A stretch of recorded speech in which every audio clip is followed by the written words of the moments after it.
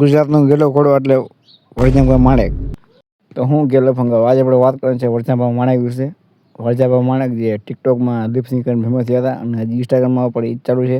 યાર પહેલાં તો મને એ સમજ નથી આ ટિકટોકમાં જે ફેમસ થયા એ બધા હજી ઇન્સ્ટાગ્રામમાં એ જ બકચોદી કેમ ચાલુ કરે છે.